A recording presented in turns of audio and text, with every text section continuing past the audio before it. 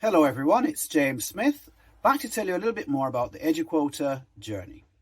If it's your first time joining us, welcome to the channel. And for those who don't know, I set up my business last September to promote ethical, sustainable procurement in schools and to make that process stress-free and fun. So you're probably wondering why I'm dressed like this. Well, it does have something to do with the weather. And depending on where you are in the world, you've probably noticed it's a bit cold. But more on that in today's episode. I do think it's only fair to warn you that this week I'll be telling a story. So if you don't like stories or you're in a hurry, feel free to jump straight to the Eduquoter website and book your free consultation. But for everyone else, let's get into the story. Recently, a few of you have been asking me what happens in a sustainable investigation. So I thought I'd share one with you. And of course, I've changed the names to make sure that I don't embarrass them. I once visited what was described as an energy-efficient school. Whilst waiting in the staff room, my colleague mentioned it was a little cool. I said, cool's an understatement, it's like the North Pole. Whilst on that subject, I also thought the lighting seemed strangely dim. This was a little peculiar, as it was only 10:30. Just above the notice board there was a little sign. It said, "We only turn the lights on if it's completely dark outside. Please open the window in the toilet. We do not use the fan. Don't turn the heating on without approval from the man." I was feeling cheeky, so I asked the bursar, just for a lark, were we in medieval times or perhaps on Noah's Ark? I didn't mention the chickens, they must have kept them for the eggs, or that there was a very large sow eating the leftover lunchtime veg. I spotted solar panels on the roof, and the playground had a couple of mini windmills. The bursar had a leaflet on her desk for a ground source heat pump as well.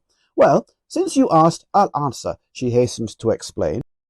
She said, "We want it to be known as a green school, if you get what I am saying. All these fancy things you see, we get them by donation. We'll hopefully soon be selling power to the local power station. Can you see beyond the playground where they're just starting to plough? We want to start producing THC, but we're going with hemp for now. The pig and chicken droppings will fertilize the soil. The science teacher has a recipe to make cannabis oil. It's for a good cause, so we thought, well, what's the harm? But some of the locals objected to living beside a ganja farm. I've heard Mrs. Brown smokes it for her glaucoma. To be fair, I've never seen her though, so it may just be a rumour. I said, probably the less we say about that, the better. Why don't we focus instead on what you said in your letter? The copiers you're using are draining all your power. The energy costs seem to be rising rapidly by the hour. The printers struggle to cope with your recycled paper. Well, that might be caused by moisture, but we can talk about that later. Yes, she said, we also have 3 printers that are starting to fail. They take forever to warm up and leave the paper looking like it's been battered by hail. In order to meet our next eco-school target, we want to switch from toner and move to heat-free inkjet. Our current supplier, bless him, I think he misunderstood the plan. When we said we wanted heat-free, he gave us a free fan. I've heard so many of the benefits of going heat-free. We want to save money and boost productivity. The head's in agreement. She'll just be happy that they're new. And now the staff are asking if we can have an extra 2. Plus, I don't think for the governors it will be a tough sell, especially since we'll save on electricity as well.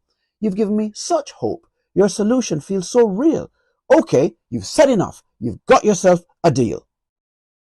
Remembering my manners, I got up off my stool and thought, James, don't be ungrateful. You're not usually a fool. So I smiled politely and didn't break the unwritten rule. Don't disagree with your customer. It's very uncool. I just couldn't help thinking, though, the copiers were the only heat source in the school. And as I walked outside and warmed up in the cold winter breeze, I guiltily sighed to myself, those kids were going to freeze.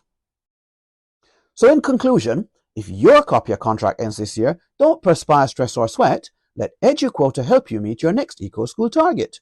If you want to increase productivity, sustainability, or chase high bills away, book your free consultation for a sustainable solution today.